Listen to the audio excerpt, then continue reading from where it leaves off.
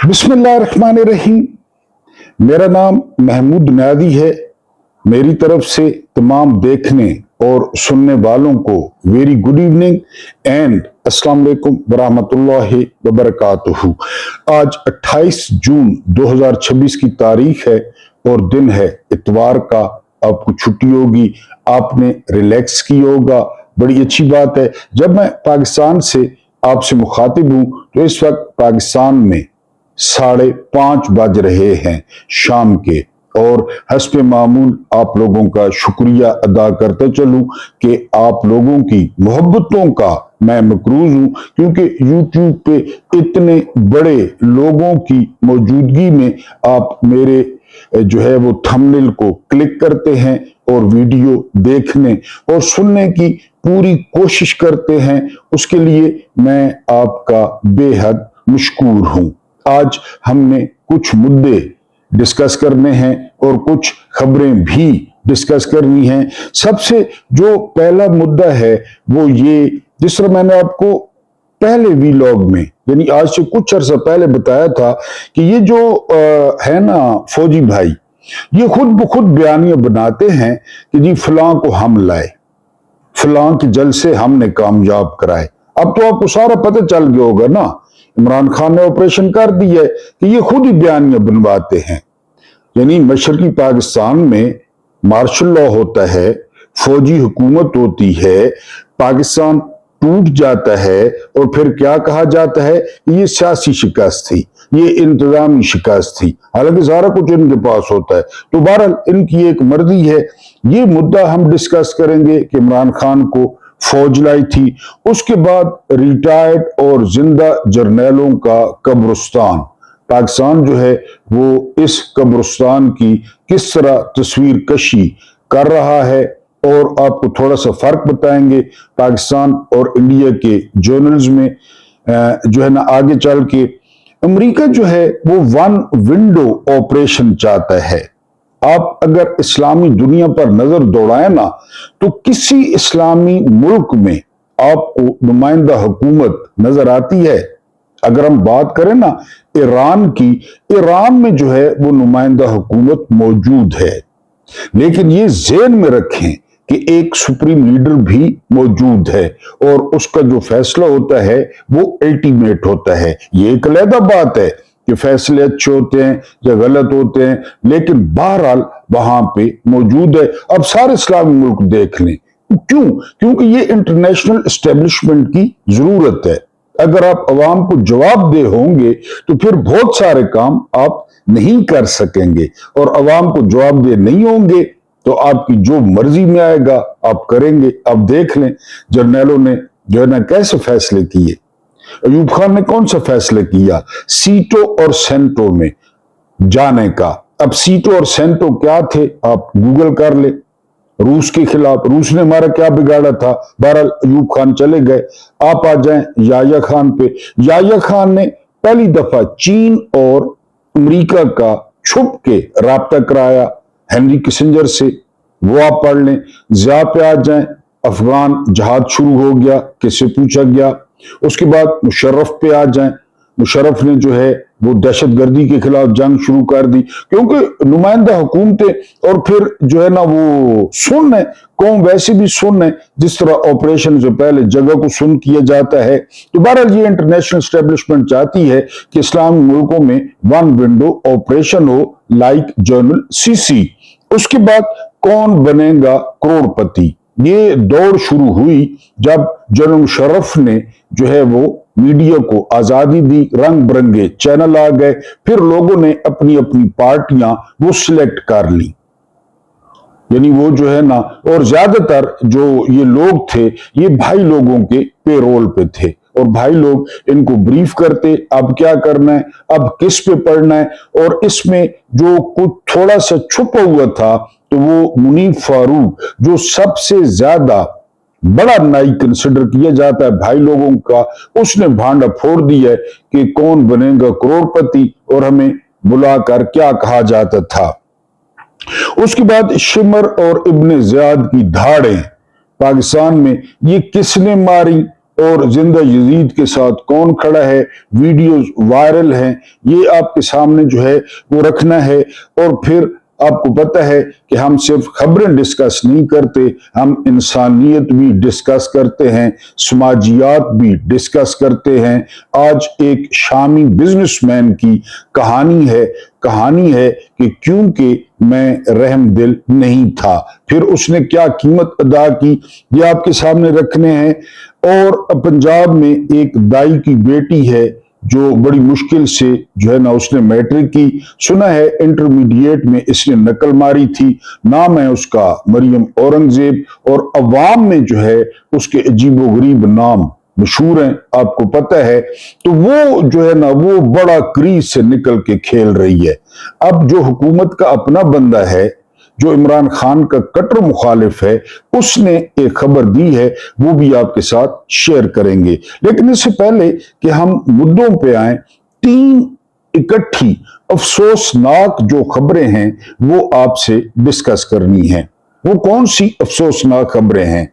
पहली खबर यह है कि कराची में रेंजर्स पर हमला होता है और रिपोर्ट्स के मुताबिक 2 जवान शहीद होते हैं, कुछ जख्मी होते हैं और दहशतगर्द सारे हलाक हो जाते हैं।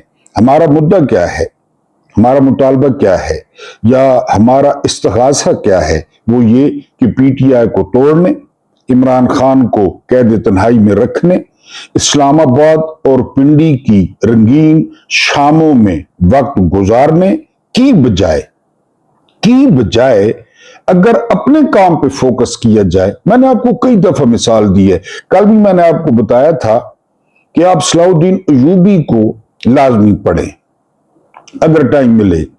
सलाउद्दीन अयूबी के साथ ही आपको एक बंदा नजर आएगा, उसका नाम था अली बिन सुफियान। अली बिन सुफियान जदीद इंटेलिजेंस का बाप माना जाता है और उसने वो काम किए अयूबी के दौर में कि आप हैरान रह जाएंगे कि कोई गैजेट्स नहीं थे, कोई उसके पास, यानी ये जिस तरह आज, क्योंकि यूबी का जमाना आपको पता है कितना पुराना जो है ना वो जमाना था। अली बिन सुफियान यानी जितनी भी फतुहात हैं उसमें 50% अली बिन सुफियान की जो है वो इंटेलिजेंस थी। अली बिन सुफियान के बारे में यूबी कहते थे कि तुम मेरे कान हो और तुम मेरी आंखें हो, अली बिन सुफियान को कहते थे। आपको पता है कि सलाउद्दीन अयूबी पे 11 कातलाना हमले हुए थे, 11। ज्यादातर हसन बिन सबा के फिदाइयों ने किए थे और 11 के 11 हमले किसने नाकाम बनाए थे? अली बिन सुफियान ने, अल्लाह के बाद। यानी कहीं खुली जगह पे खड़े होते थे ना और इर्द गिर्द कोई पहाड़ी या कोई जंगल होता तो अली बिन सुफियान ऐसी जगह मुंतखब करता कि ताकतवर से ताकतवर शख्स, बंदा या शख्स तीर चलाए तो वहां तक न पहुंचे, इतना ख्याल वो करता था। और कई दफा तीर अयूबी के सामने आके गिरे, पहुंचे नहीं। ये उसकी असेसमेंट होती थी कि यहां तक तीर नहीं आएगा, और था बिल्कुल। यहां पे लेफ्टिनेंट जनरल नदीम अंजुम हमें कहते हैं कि हमारी मर्जी के बगैर पत्ता भी नहीं हिलता। मान लिया, बड़ी अच्छी बात है। ये क्या, बलूचिस्तान में कंटेनर जल रहे हैं, केपीके में देखें, अब कराची में देखें, क्योंकि तरजीहात और हैं। तरजीहात सियासत है, मजा है सियासत में रंगीनी है। वो पुराने ड्रामे देखें, जोड़ तोड़, इधर से निकल जासूस, उसकी सुन के उसको बता, उस दिन डीजी आईएसपीआर ने 15-20 सहाफी बुला लिए, क्यों जी, और फिर उनको बयानियां दिया कि ये करें। आपका क्या काम? ये पहली अफसोसनाक खबर है, रेंजर्स। दूसरी अफसोसनाक खबर आप देखें, एक फैमिली भटक जाती है क्वेटा से कराची आते हुए। कोई कह रहा है गूगल ने उनको गलत रास्ता बताया। गूगल करता है ऐसा, मेरा भी तजर्बा है। ठीक है, अगर गूगल ने गलती की है, वो भटक गए, उनका मुल्क है, लेकिन वो एक ऐसी जगह पे जा निकले। 2 बच्चियां थी, बड़ी प्यारी प्यारी। बच्चे थे या बच्चियां थी? 2 बच्चे थे, मियां बीवी थे, बड़ी प्यारी फैमिली। उनको जो है ना वो गोलियां मार दी जाती हैं। جو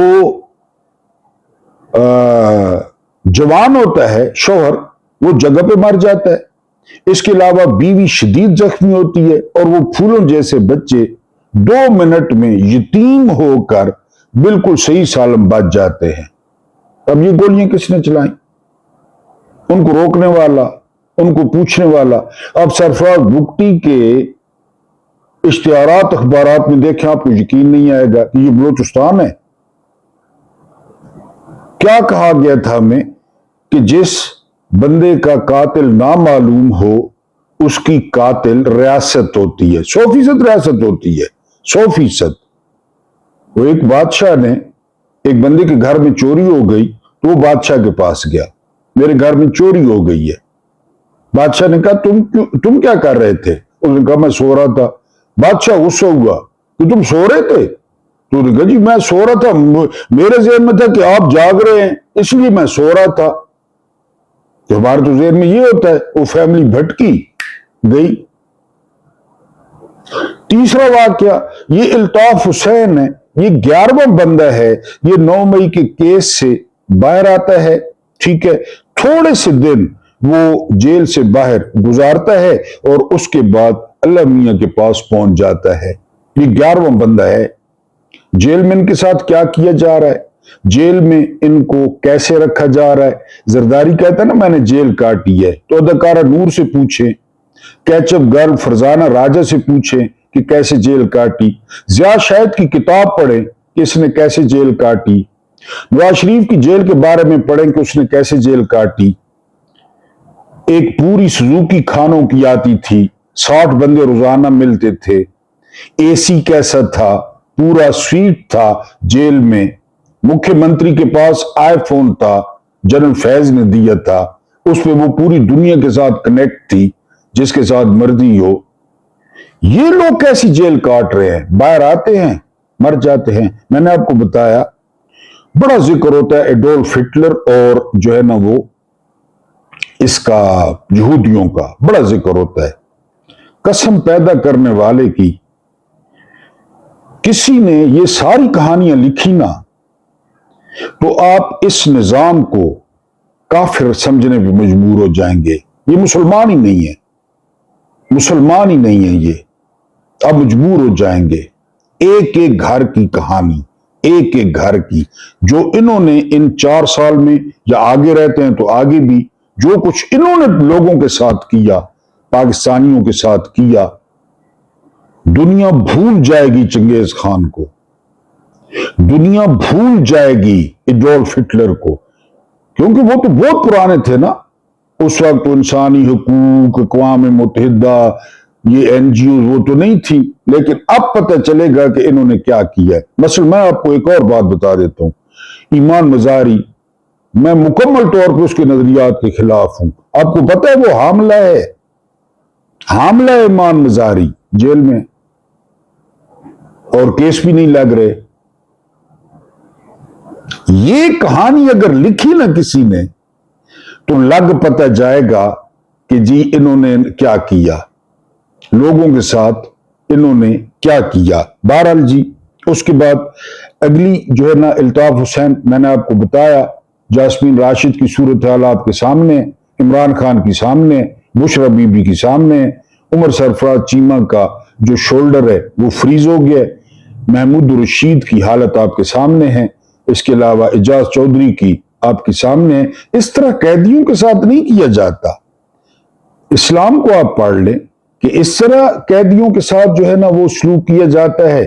اب میاں داؤد یہ وہ شخص ہے جس لڑکے نے عمران خان پہ حملہ کیا، یہ اس کا وکیل تھا اور بڑی VIP ٹریٹمنٹ اس کو ملی۔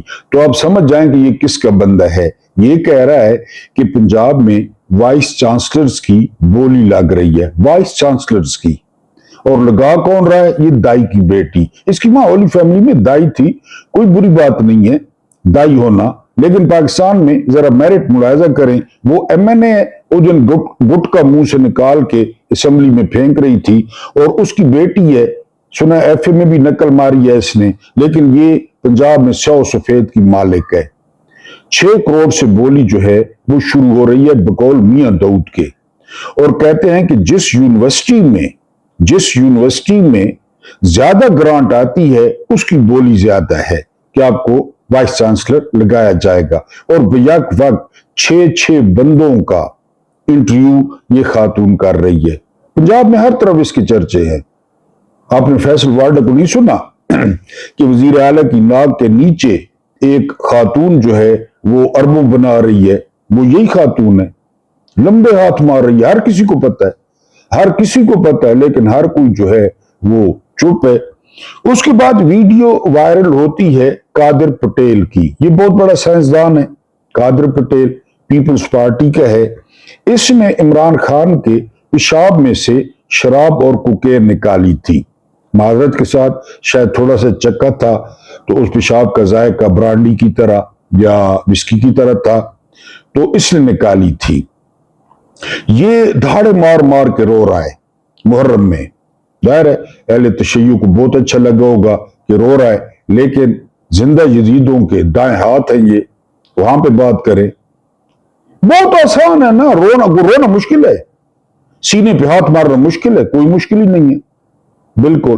بہرحال، اور پھر جو دوسرے ابن زیاد ہیں، محسن نقوی صاحب نام کے ساتھ نقوی لکھتے ہیں، لوگوں کے ساتھ کیا کیا، نگران دور میں کیا کیا، یہ کہاں سے آیا، یہ پاکستانی سیاست پہ کس طرح چھایا، یہ جو ہے نا وہ عزاداری میں شریک ہے۔ تو مجھے لگا شمر اور ابن زیاد وہ اپنے کیے پہ شرمندہ ہیں، اور وہ دھاڑے مار مار کر رو رہے ہیں اور عزاداری میں شریک ہیں۔ کوفیوں کے بارے میں بھی کہا جاتا ہے کہ وہ بعد میں بڑے روتے تھے کہ ہم نے کیا کر دیا جو ہے نا وہ ہاشمیوں کے ساتھ۔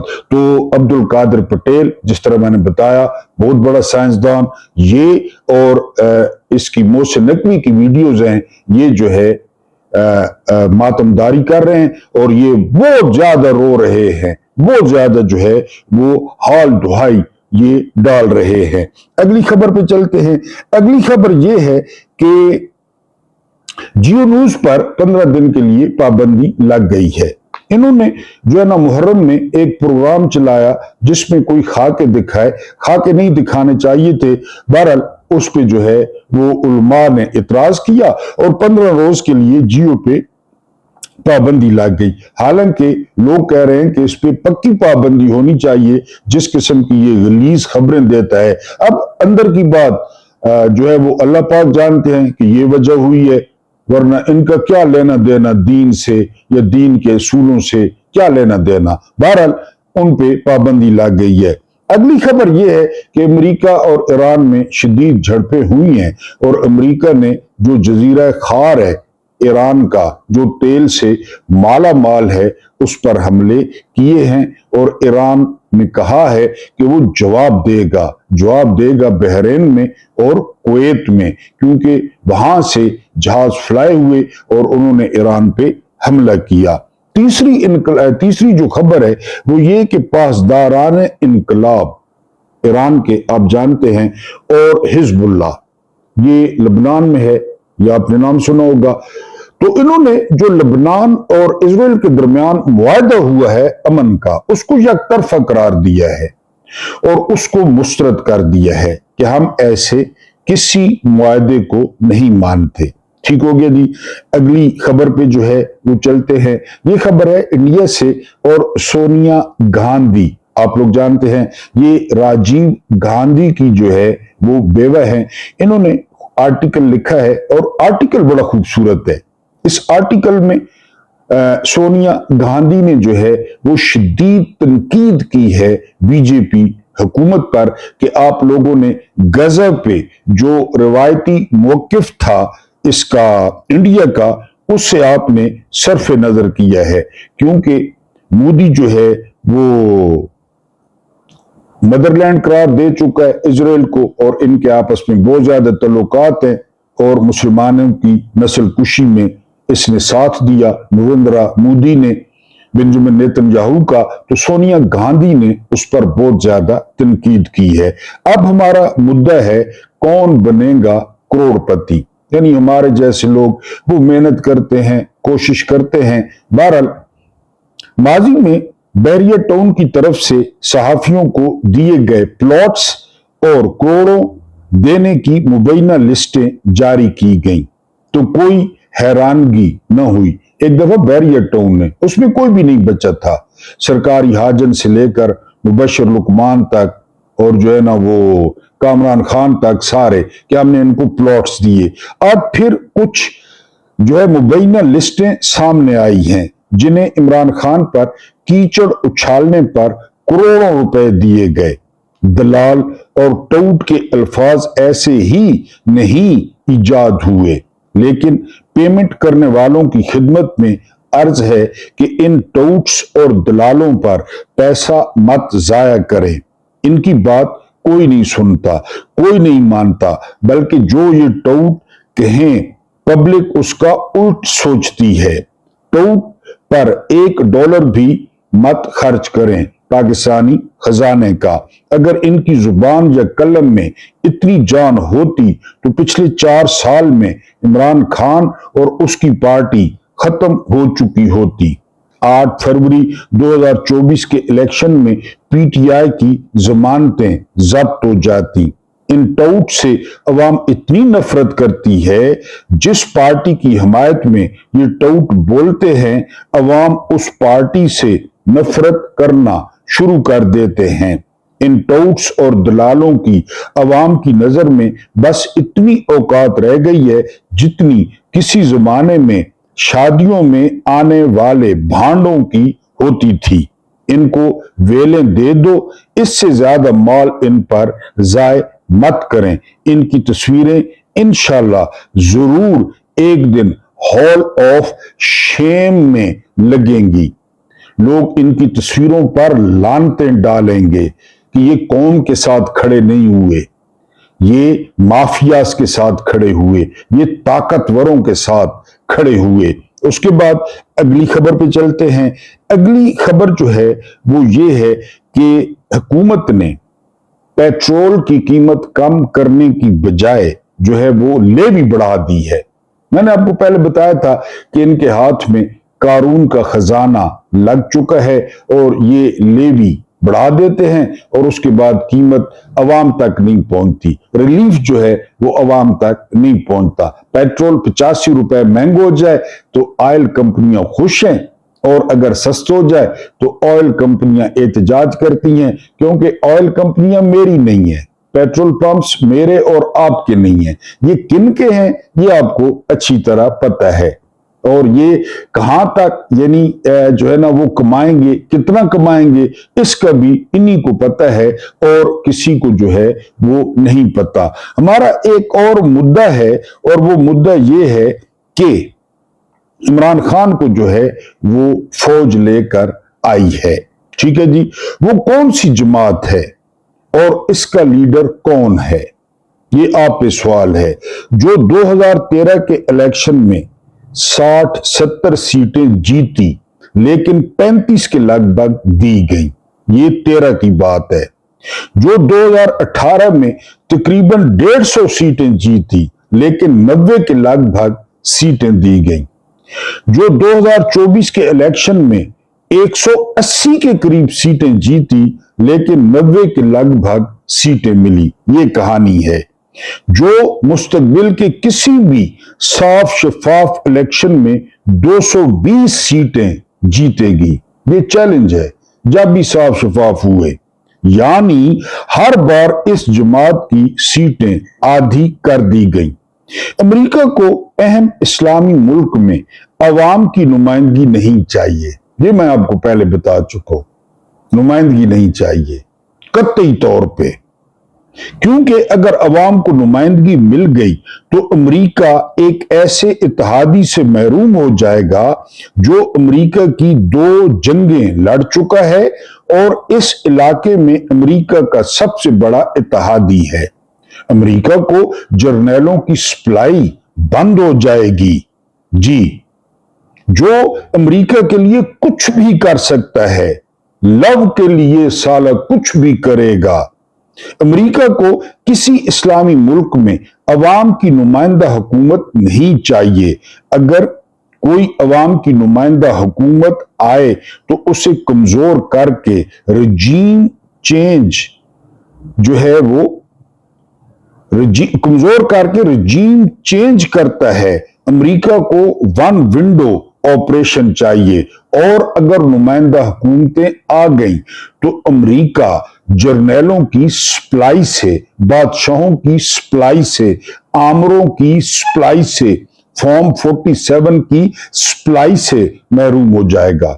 अवाम तो पूछेगी, अवाम तो कदर करेगी। इमरान खान ने कहा एब्सोल्युटली नॉट, तो लोगों ने गाड़ियों के पीछे चस्पा कर दिया, लोगों ने मोटरसाइकिलों पे लिख डाला, लोगों ने ट्रकों के पीछे लिख डाला। लोगों को लगा कि अब उनका कोई वली वारिस है जो अमेरिका को उसकी जुबान में जवाब दे सकता है। अगर नुमाइंदा हुकूमत हो तो फिर ये होता है, तो उनको वन विंडो ऑपरेशन जो है वो चाहिए। तो अब हमारा जो वेरी इंपॉर्टेंट मुद्दा है वो ये है कि पाकिस्तान जिंदा और रिटायर्ड जर्नैलों का जो है वो कब्रिस्तान है। किस तरह कब्रिस्तान है, मुलाहिजा फरमाएं। रावलपिंडी और लाहौर जिंदा रिटायर्ड जर्नैलों के वो कब्रिस्तान हैं जहां आज भी वो इनकलाब से कबल वाले फ्रांसीसी शाही खानदान की तरह जिंदगी गुजार रहे हैं। पाकिस्तान उनके लिए रियाया से बढ़कर कुछ भी नहीं।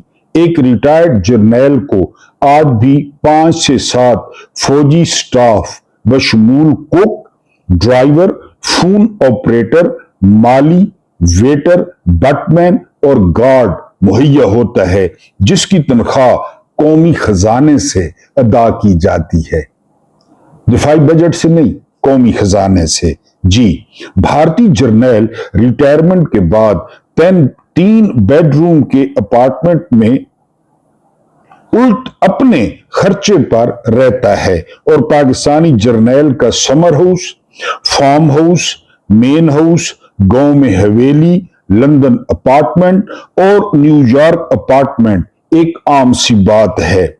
भारतीय जर्नैल पेंशन पर गुजारा करते हैं, और पाकिस्तानी जर्नैलों के कमर्शियल प्लाजों के किराए ही करोड़ों माहाना में मौसूल होते हैं। अब ऐसे में ये मुल्क कैसे और क्यों चल रहा है, ये अल्लाह के राजों में से एक बड़ा राज है। कहते हैं ना, ये अल्लाह के राजों में एक राज है। तो उसकी वजह यह है कि इसके बावजूद ये मुल्क जो है वो क्यों चल रहा है, इसलिए कि ये अल्लाह के राजों में एक राज है। अगली खबर पे चलते हैं।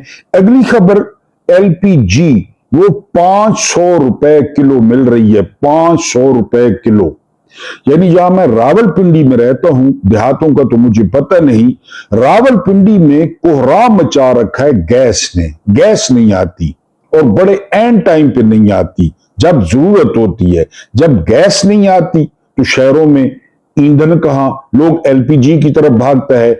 एलपीजी वाले वो 500 रुपए किलो दे रहे हैं। ये है उड़ान, ये है पाकिस्तान, और 1 साल में मेशत ठीक हो जाएगी। हाफिज कुरान होकर जनरल आसिम मुनीर ने ये दावा किया था, ये वादा किया था। 4 साल हो गए हैं, आगे आगे देखिए होता है क्या। एक बड़ा ट्विस्ट आया है इलाके की सियासत में, और वो ट्विस्ट ये है कि हसीना वाजिद के जाने के बाद बांग्लादेश में जो है वो स्ट्रेटेजिक टर्न लिया है। अब वो भारत को अहमियत नहीं दे रहे, बल्कि वो अहमियत दे रहे हैं चीन को, और ये बड़ा जबरदस्त है बांग्लादेश के लिए, क्योंकि इंडिया एंड टाइम पे पीठ में खंजर घूमता है और उसकी नजर बांग्लादेश पे है। मेरा ख्याल है इंडिया को एहसास भी होगा बांग्लादेश को जो है वो अलहदा करने पे। मुबैना तौर पे कहते भी हैं कि जगजीत सिंह अरोड़ा ने बाद में कहा था कि ये गलती हो गई है, अलहदा नहीं करना चाहिए था, क्योंकि बांग्लादेश तरक्की कर गया, बांग्लादेश की इकॉनमी हमसे अच्छी है, बांग्लादेश में इंसानी हुकूक ज्यादा हैं, इसलिए भी शायद जगजीत सिंह अरोड़ा कहते थे।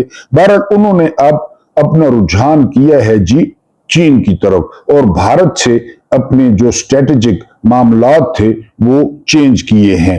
मुद्दा है कि इमरान खान को जो है वो फौज लेकर आई थी। इस मुद्दे को जरा आपने समझना है। इमरान खान को फौज लेकर आई थी, ये जुमला अस्करी सहाफियों और उनके लेलों से अक्सर सुनने को मिलता है। अगर इमरान खान को वाकई फौज लेकर आई होती तो हुकूमत बनने के सिर्फ चंद माह बाद ही आसमा शिराजी, मुनीफ फारूक और इन जैसे दीगर कतूरों से इमरान खान की हुकूमत पर मुसलसल तनकीद न करवाई जाती। मोहम्मद मालिक भी वजीर आजम का गिरबान पकड़ने की बातें न कर रहा होता। हकीकत यह है कि 2018 में इमरान खान अपने सियासी जोरे बाजू पर इक्तदार में आया, उल्टा उसकी नशिस्तें कम की गई ताकि वो एक कमजोर हुकूमत बनाने पर मजबूर हो। इसके बाद फौज ने सांप का किरदार अदा किया और अपनी पुरानी रवायत बरकरार रखते हुए मुंतखब वजीर आजम के खिलाफ साजिशों और रुकावटों का सिलसिला शुरू कर दिया, जो इनका पुराना तरीका वारदात है। फिर कोरोना आ गया और उनका मंसूबा धरे का धरा रह गया। अगर इमरान खान वाकई एस्टेब्लिशमेंट का प्रोजेक्ट होता तो उसे हर सतह पर मुकम्मल सपोर्ट मिलती। शहबाज शरीफ कहता था ना, जितनी इमरान खान को सपोर्ट मिली है, अगर हमें 30% मिलती तो मुल्क रॉकेट की तरह ऊपर जाता। अब 30% क्या, 1030% है। वो मुलाजिम है, वो जो है ना बटमैन है जनरल आसिम मुनीर का, और कितनी सपोर्ट चाहिए। तो मुल्क का क्या हाल हुआ है जी। न कि अपनी ही हुकूमत के दौरान मुसलसल तनकीद और मुजामत का सामना करना पड़ता।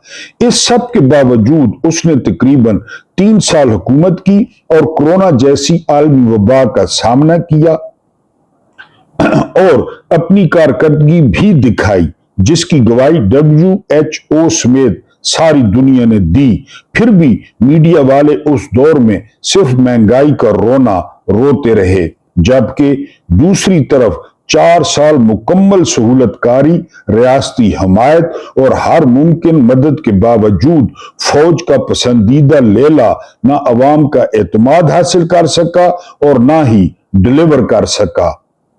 इसलिए आज भी इमरान खान पाकिस्तान की सियासत का मरकजी किरदार है, जबकि इसके मुखालफीन और उनके सहूलतकार इक्तदार में होने के बावजूद अवामी हमायत के लिए तरस रहे हैं। आपको इमरान खान से इत्तफाक हो या इख्तलाफ, लेकिन एक हकीकत तस्लीम करना पड़ेगी, उसे सियासत से खत्म करने की हर कोशिश नाकाम हुई है। उसके बगैर सियासी इस्तेहकाम नहीं आ सकता। इसलिए जल्द या बदेर जर्नैलों को इमरान खान के सामने सजदा रेज होना ही पड़ेगा।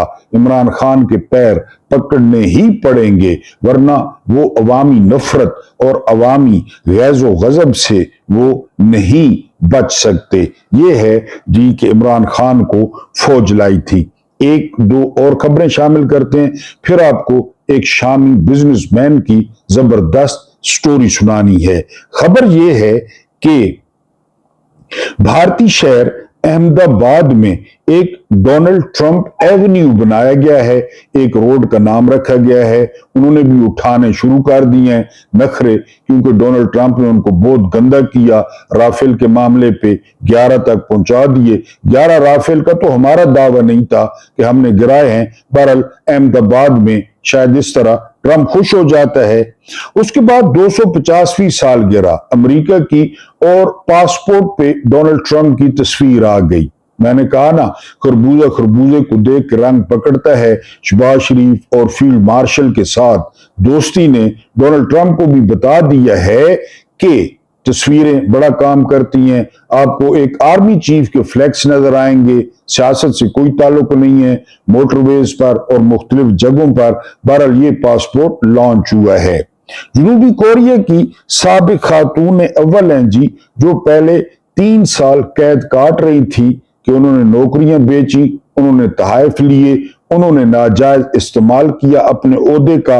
उनको एक और केस में 7 साल मजीद कैद सुना दी गई है। जनूबी कोरिया में इस तरह कौमें जो है वो तरक्की करती हैं। आखिरी खबर ये है कि यूरोप में शदीद गर्मी की लहर जारी है और डेनमार्क में कहते हैं 152 साल का रिकॉर्ड टूट गया है। इतनी गर्मी है, 152 साल। और पेरिस के बारे में कहा जा रहा है कि पेरिस में अस्पतालों में गुंजाइश खत्म हो गई है। 41, 42, 43 ये दर्जा हरारत यूरोप के लिए बहुत ज्यादा है। वहां पे शदीद गर्मी जो है वो पड़ रही है।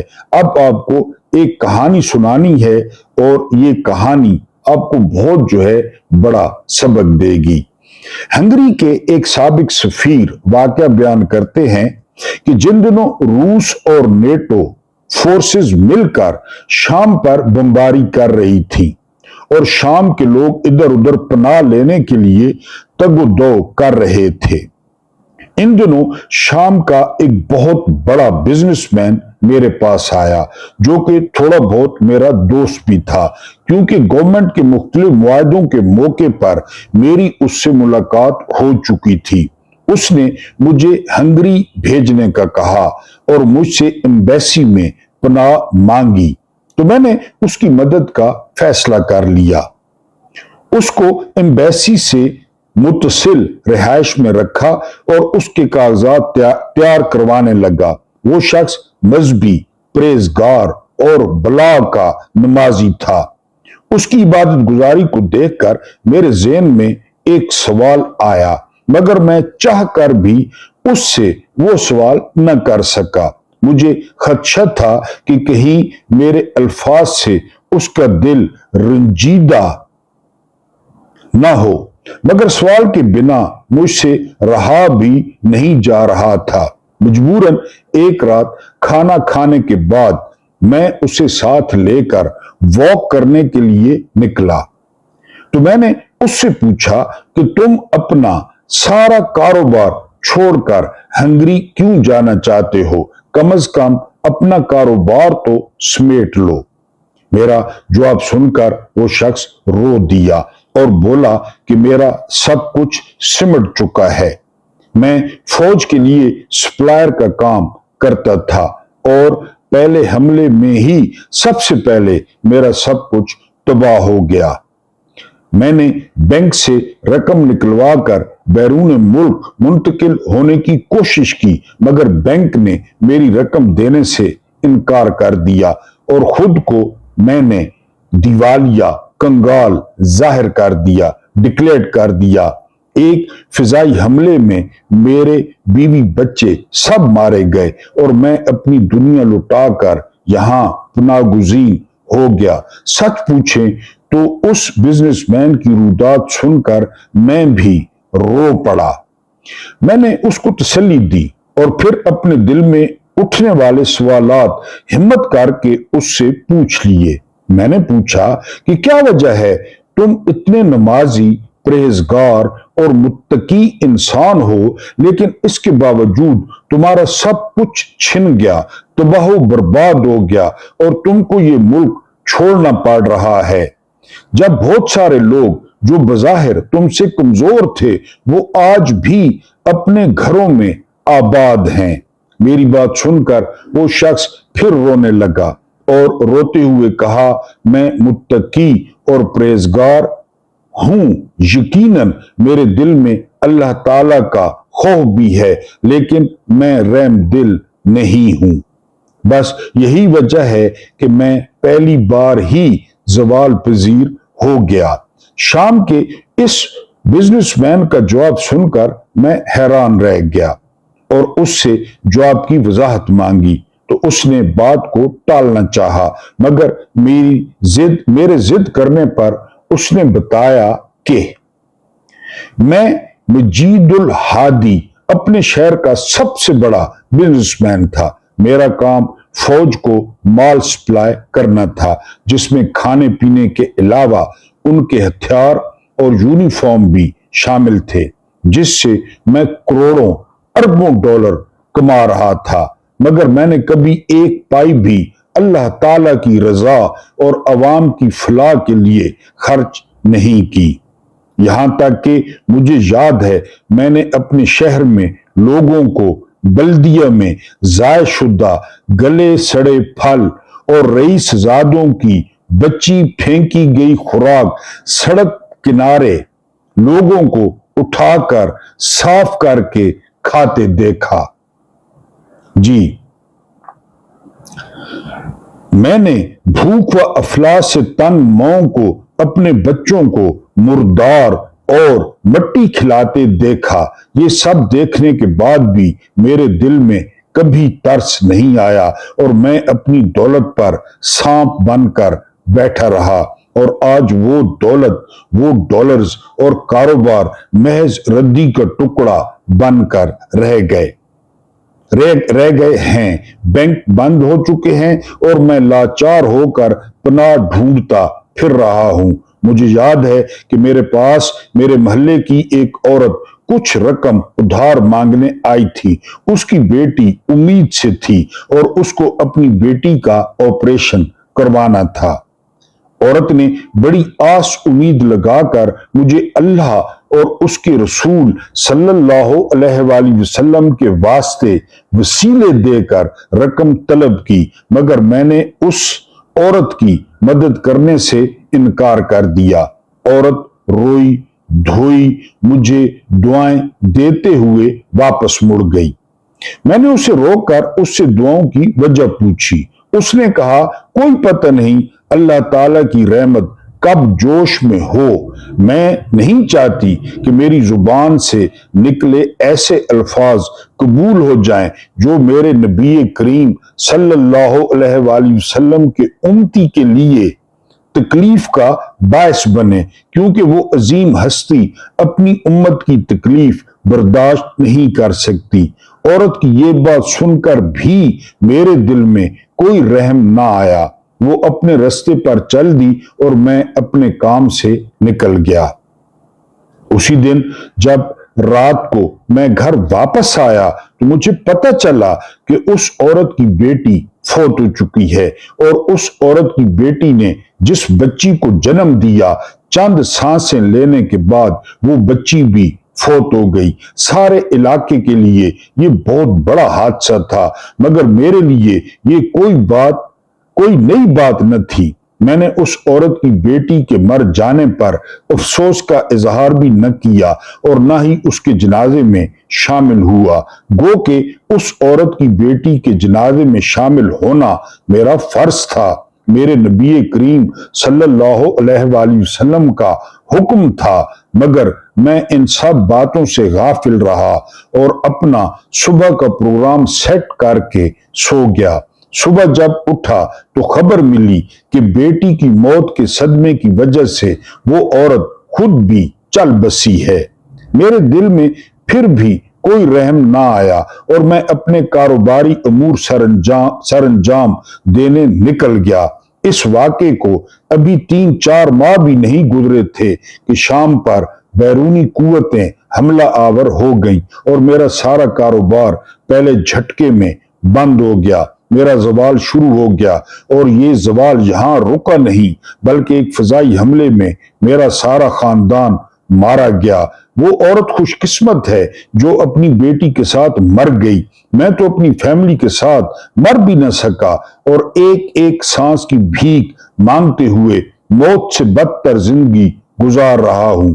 آج اپنا سب کچھ لٹانے کے بعد میں اس نظریے پر پہنچ گیا ہوں، مسلمانوں کے پاس سب کچھ ہوتے ہوئے بھی کمزور ہونے کی وجہ صرف اور صرف ان کے دلوں سے خوف خدا اور رحم دلی کا اٹھ جانا ہے۔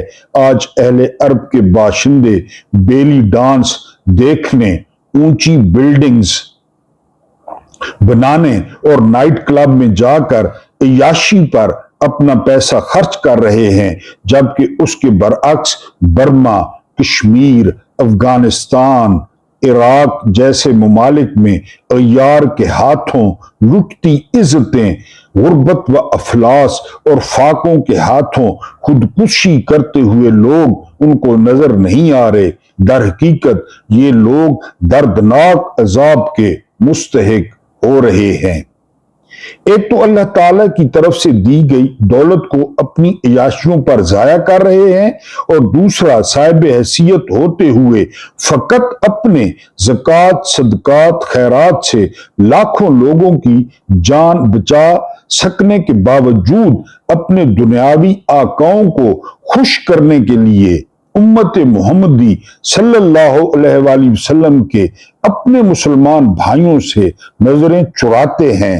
سب سے بڑی یہی وجہ ہے کہ آج دنیا میں مسلمان سب کچھ ہوتے ہوئے بھی کچھ نہیں ہیں۔ اگر آج بھی مسلمان خوف خدا سے ڈر کر متحد ہو جائیں تو ساری دنیا پر فتح پا سکتے ہیں۔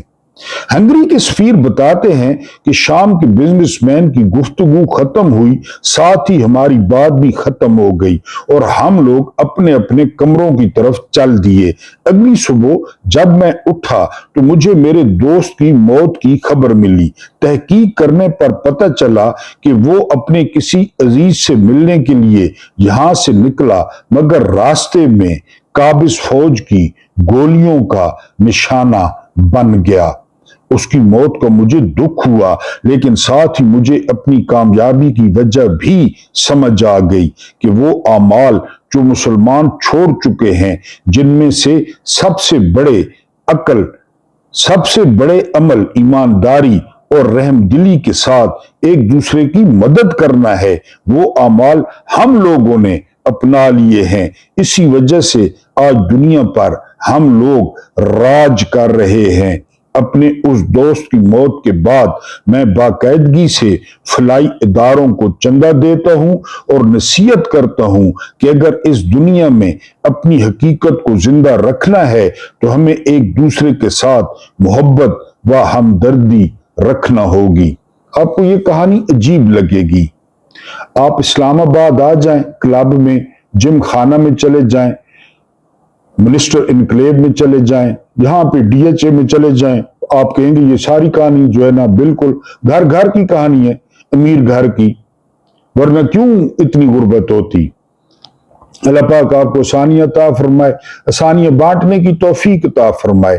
میرا رب کریم آپ کے اور میرے مرحومین کی مغفرت فرمائے، ان کے ساتھ عدل کا نہیں رحم کا اور احسان کا معاملہ فرمائے۔ مجھے برداشت کرنے کا بہت بہت شکریہ۔